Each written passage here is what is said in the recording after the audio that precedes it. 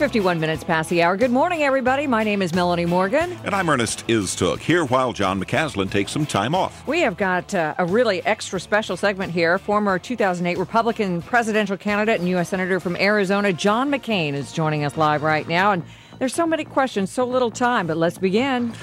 Senator, we had these hearings with Eric Holder yesterday. We've got the big controversy with bringing terrorists to America for trial, and they may not stay in New York City. They may want a change of venue, saying they can't get a fair trial there.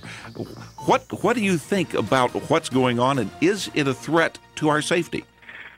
Well, Ernest, I think that the question that Senator Lindsey Graham raised yesterday, which you may have seen, said, is there ever any time in the history of this country where an enemy combatant has been tried in civilian court? And Holder waffled around about it, and Lindsey said, I'll tell you the answer. The answer is no. And the fact is that this is a breach of everything that we've done throughout our nation's history, which we have a Military Commissions Act, which we passed, as you know, a year or so ago.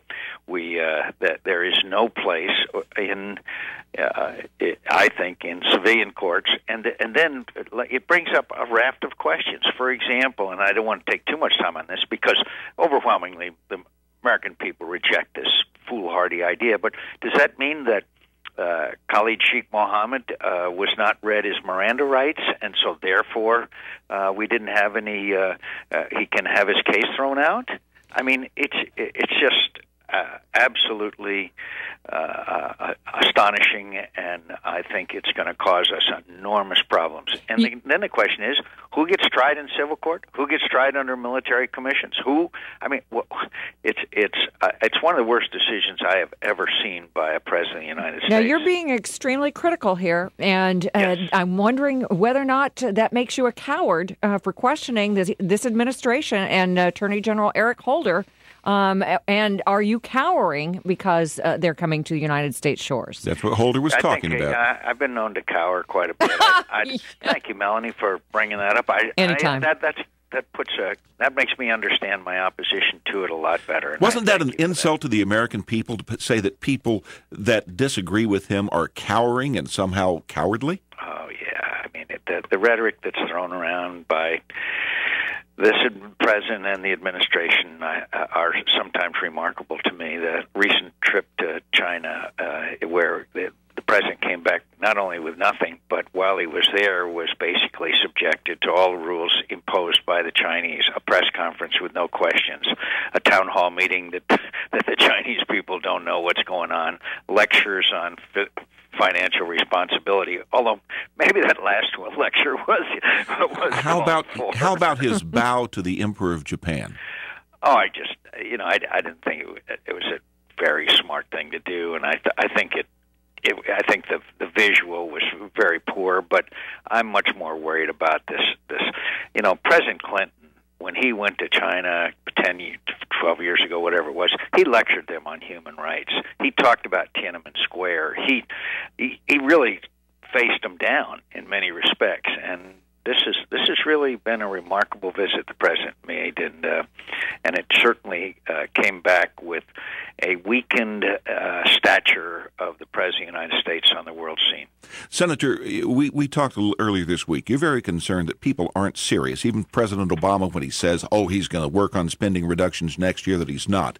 You're looking at some legislation to actually try to get serious? Well, in interest of full disclosure, Ernest, you and I have had conversations about a balanced budget amendment. Everybody says, that's never going to sell. Well, we've never been in this a dire fiscal condition as far as the debt and deficit is concerned, and that should be part, I think, of an effort that we need to have to make a package, a line item veto, a moratorium on earmarks, perhaps a reincarnation of Graham-Rudman. Yeah. There's got to be an automatic path to spending cuts, and so far the Congress, I mean, here in Congress, it's disgraceful. We continue to have the earmarking, the pork barreling, the increases in spending. Yep. Like there's nothing wrong in the country. Yeah. The disconnect between Congress and the people is greater than I've ever seen it. Senator, we only have a little bit of time left here, and I'd love to ask you what you think about Sarah Palin's book. I know that you've made some comments supportive of your campaign aides, Steve Schmidt and Nicole Wallace, but do you plan to read the book? Oh, I've read it, and I've enjoyed it, and I'm a great, as you know, I felt very honored to have Sarah as my running mate. There's no doubt she energized our party in America. She's doing that today. And so, and I hope she has every success. And you know, sometimes on the liberal side, they tend to diminish Sarah's popularity and her influence and her role in America's political scene. I think she's just shown that she's still pretty popular with a lot of She drives them Americans. crazy. Yeah. She's a tiny little thing, but she's got a lot of extra go juice there. Would you vote for her if she's running for president in 2012? If she were the nominee of the party, but you know, look, even she has said she's not sure whether she's going to run or not. I think that she is a political force in America. I'm very grateful that she ran with me, and it was great getting to know her and Todd and Piper and the whole family. The whole family. All right. Well, Senator, thank you. Keep up your great work on national security. This country needs your voice on that issue. Thank you again. Great to talk to you. Thank you. Bye-bye. Senator John McCain.